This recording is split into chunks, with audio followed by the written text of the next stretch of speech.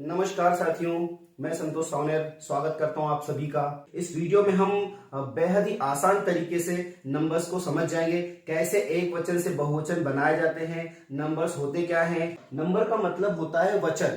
दो तरह का होता है, एक होता है सिंगुलर नंबर और दूसरा होता है प्लूरल नंबर। सिंगुलर का मतलब होता है जब एक नाउन हो, सिर्फ एक नाउन हो तो उसको हम एक वचन में काउंट करते हैं, लेकिन जब एक से ज्यादा नाउन हो तो उसको कहा जाता है प्लूरल नंबर यानी बहुवचन। तो आइए शुरू करते हैं, एक वचन से बहुवचन बनाते कैसे। जैसे पेन, पेन एक सामान्य वर्ड है, सामान्य शब्द है, तो पेन फिल्टर में से गुजरेगा और उसमें एस लग जाएगा, तो इस तरह से ये क्या बन जाएगा, पेन्स।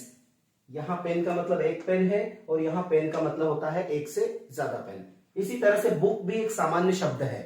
बुक जब इस फिल्टर से गुजरेगा तो ये फिल्टर पहचान लेगा कि हाँ ये सामान्य शब्द है, इसमें भी वो एस ही लगाएगा, तो इस तरह से बुक का प्लूरल हो जाएगा बुक्स। स्टूडेंट, स्टूडेंट एक सामान्य शब्द है, स्टूडेंट को इस फिल्टर से गुजारा, उसने पहचान लिया और स्टूडेंट में एस लगा दिया, प्लूरल हो गया स्टूडेंट्स। अब साथियों आप सोच रहे होंगे कि ये सामान्य शब्द क्या होते हैं, सामान्य शब्द हम कैसे पहचानेंगे। तो उसके लिए कुछ और रूल्स हमने यहां पर नीचे लिखे हुए जिनसे आप समझ सकते हैं कि सामान्य शब्द कहते किनको हैं। तो मान लीजिए कोई सा शब्द है जिसके आखिरी में, लास्ट की बात कर रहा हूं, शब्द के आखिरी में, यदि शब्द के आखिरी में एस आ जाता है, डबल एस आ जाता है, एस एच आ जाता है, सी एच आ जाता है, ओ आ जाता है या फिर एक्स आ जाता है, बस बस के आखिरी में क्या है, एस। फिल्टर से गुजरा, फिल्टर ने पहचान लिया, उसमें क्या लगा दिया, ईएस। दूसरा वर्ड है ड्रेस, लास्ट में क्या आ गया है, डबल एस, तो डबल एस और फिल्टर ने उसमें क्या लगा दिया, ईएस।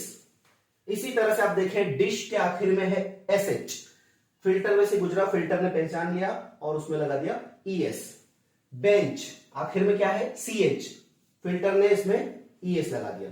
इसी तरह से मैंगो में ओ आया है तो ईएस लग जाएगा, और बॉक्स में क्या आ गया है, एक्स, तो इसमें भी ईएस लग जाता है। इस तरह से आप देख सकते हैं साथियों कि ये जो सामान्य शब्द हैं, इनको हमने सामान्य क्यों कहा, क्योंकि इनके आखिर में इस तरह से कोई सा भी लेटर नहीं है। लेकिन यहां पर कुछ अपवाद है, जैसे बम्बूस को देखें आप, यदि ये वाला शब्द आ जाता है तो इसमें एस लगता है, क्यों, क्योंकि यहां पर लास्ट में जो ओ आ रहा था वो रिपीटेड ओ है, डबल ओ आ गया है, इसलिए इसके आखिर में एस लगेगा, डब ई एस नहीं लगाना है। इसी तरह से फिश और न्यूज, ये दो वर्ड ऐसे हैं जिनमें प्लूरल बनाते समय आपको ईएस नहीं लगाना है। जैसे न्यूज ऑलरेडी प्लूरल होता है ना, हम एक न्यूज को भी न्यूज कहते हैं और ज्यादा न्यूज को भी न्यूज ही कहते हैं। फिश अपवाद स्वरूप है, इसलिए इसमें नहीं लगेगा। ऑक्स में क्या है, एक्स आ गया। अब आप सोच रहे होंगे कि इसमें हम ईएस लगा दें, लेकिन ऑक्स जो है अपवाद वाला वर्ड है, इसमें भी ईएन लगकर प्लूरल बनता है। यहां पर हम दूसरी कैटेगरी देखते हैं। अब आपको ध्यान रखना है, यदि शब्द के आखिर में कॉन्सोनेंट प्लस वाई, क्या आना चाहिए, कॉन्सोनेंट प्लस वाई हो तो वाई को हटा दें और फिर उसमें क्या लगा देंगे, आईईएस लगाएंगे। फैमिली को देखा, लास्ट में क्या है, वाई है, उसके ठीक पहले का लेटर कौन सा है, एल। एल किस कैटेगरी में आएगा, कॉन्सोनेंट कैटेगरी। कॉन्सोनेंट दोस्तों व्यंजन होते हैं, है ना। इंग्लिश में जो 26 अक्षर होते हैं, 26 लेटर्स होते हैं, उनमें से 5 वॉवेल्स होते हैं। 5 वॉवेल्स होते हैं, ए, ई, आई, ओ एंड यू, ये होते हैं वॉवेल्स। इनको छोड़कर जो बाकी बचे हुए होते हैं वो होते हैं कॉन्सोनेंट्स।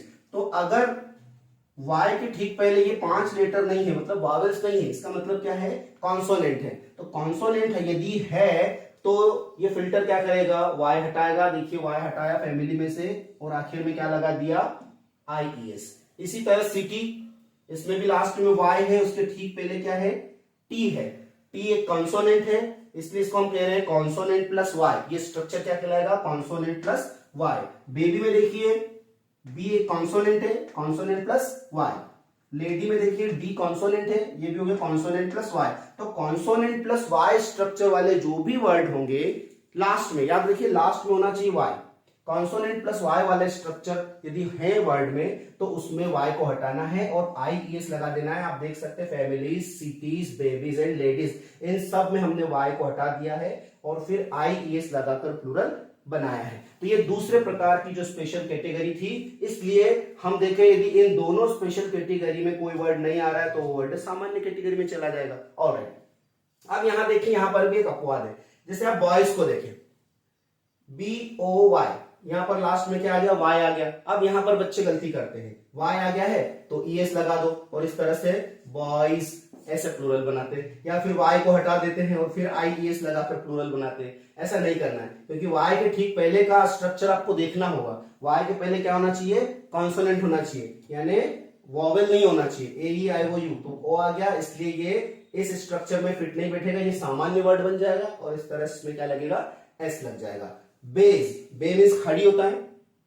यहां देखिए लास्ट में तो वाई आ गया, लेकिन उसके ठीक पहले कौन आ गया है, वॉवेल आ गया है, इसलिए इस वर्ड में भी इसको भी हम सामान्य शब्द काउंट करेंगे, स्पेशल कैटेगरी में नहीं आ रहा है, क्योंकि स्पेशल कैटेगरी हमारी क्या है, consonant plus Y. Special category है कि कोई शब्द ऐसा हो जिसके आखिर में एफ आ जाए या फिर एफ ई आ जाए। ध्यान रखना, एफ एफ ई हटा देंगे, पहले हटाएंगे, है ना, और फिर ये फिल्टर क्या करेगा, वी एस लगा देगा।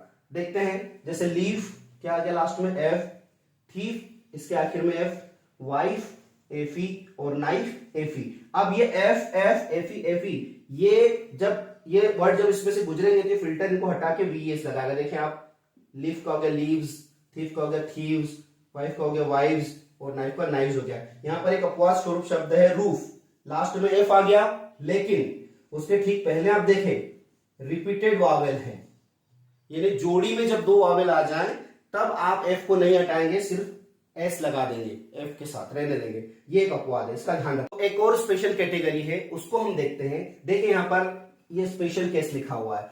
कुछ वर्ड ऐसे होते हैं जिनमें हमें इंटरनल चेंज करने की आवश्यकता होती है। देखिए जैसे man, woman, ox, child, tooth, foot, mouse and louse, इस प्रकार के जो वर्ड होते हैं इसमें इंटरनल चेंज होता है। जैसे जो ए होता है वो ई हो जाता है, एम ई एन, मैन। इसी तरह से जो वुमन में है ए, वो ई हो जाएगा, ऑक्स में ऑक्सन हो जाएगा, चाइल्ड में आर ई एन लगकर ये चिल्ड्रन बन जाएगा, चिल्ड्रन। टूथ में डबल ओ जो है वो ई हो जाएगा। यहां कोई रूल हम बना नहीं सकते एग्जैक्टली, लेकिन आपको इन कुछ वर्ड्स को याद ही रखना। ये स्पेशल केस के बाद आप देखिए अनकाउंटेबल्स। अनकाउंटेबल्स वो होते हैं फ्रेंड जिनको हम उंगलियों पे गिन नहीं सकते, काउंट नहीं किया जा सकता, वो अनकाउंटेबल्स होते हैं और अनकाउंटेबल्स के प्लूरल नहीं बनते। जैसे वाटर है, अनकाउंटेबल है, काउंट नहीं कर सकते। एयर हम गिन नहीं सकते, गोल्ड गिन नहीं सकते, soil, oil, petrol, milk, Joy जो हमारी खुश आनंद होता है, जो हमारे भाव होते हैं वो गिने नहीं जा सकते हैं, स्टेट गिनी नहीं जा सकती है। इसलिए इन वर्ड्स को हमको नो चेंज के फार्मूले में रखते हुए एज इट इज रख देना है, इसमें कोई चेंज नहीं करना है। यहां पर भी बच्चों से बहुत बड़ी गलतियां हो जाती है, इनको वो सामान्य शब्द समझकर एस लगा देते हैं और इस प्रकार से उनके आंसर गलत हो जाते हैं। तो इसमें हमको ध्यान रखना है, जो अनकाउंटेबल्स हो, जो गिने ना जा सके, उनको एज इट इज लिख देना है। यहां एक और अपवाद है, देखें डियर, शीप और हेयर, इन वर्ड्स के भी प्लूरल नहीं बनते हैं, यानी ये एज इट इज होते हैं, ऐसे के ऐसे प्लूरल्स में भी लिखे जाते हैं। तो दोस्तों उम्मीद है कि आपको ये वीडियो पसंद आया होगा। मैं अपना पर्सनल एक्सपीरियंस शेयर करना चाहता हूं कि नंबर्स अगर आप सीख जाएंगे तो आपको क्या बेनिफिट होगा। जब मुझे नंबर्स नहीं आते थे, स्टूडेंट लाइफ की बात कर रहा हूं, जब मुझे नहीं पता था तब मुझे स्पेलिंग्स याद करने में बड़ी दिक्कतें आती थी। जैसे मान लीजिए कि मैंने स्पेलिंग याद कर ली थी LEAF, थीफ, और अचानक बुक पे लिखा हुआ आ जाता था LEAVES। मैंने लीफ याद किया था, LEAF, लीफ, लीफ में पत्ती, लेकिन वर्ड लिखा हुआ आ गया LEAVES, लीव्स, तो मैं इसका अर्थ नहीं निकाल पाया। मुझे नहीं पता था कि इसका मीनिंग क्या होगा। मैं इन दोनों को अलग अलग वर्ड समझ रहा था जब तक मुझे नाउन नंबर पता नहीं हो गए थे। तो ये आपके लिए प्लस पॉइंट होगा, जब आप नंबर सीख जाते हैं तो आपके पास एक वोकेबुलरी होती है, आपके पास एक अच्छा खासा शब्दकोश हो जाता है। तो आप नंबर्स को अच्छी तरह सीख जाएं तो आपको भी लगेगा कि हाँ, जैसे मैंने MAN मैन की स्पेलिंग याद कर ली थी, लेकिन कहीं पर MEN मैन आ गया तो मैं खुद कंफ्यूज हो गया था कि अरे भाई मैंने तो MAN याद किया, लेकिन ये MEN कहां से आ गया, शायद मैंने गलत याद कर लिया, तो फिर मैंने MEN याद किया, लेकिन फिर कहीं पर MAN दिख गया, तो मैं समझ नहीं पा रहा था कि ये बार बार स्पेलिंग वेरी क्यों कर रही है। लेकिन बाद में जब मुझे पता चला कि नंबर्स के कुछ रूल्स होते हैं जिसके अकॉर्डिंग प्लूरल बनाए जाते हैं, तब मुझे समझ में आने लगा कि अच्छा ये वाली प्रॉब्लम थी।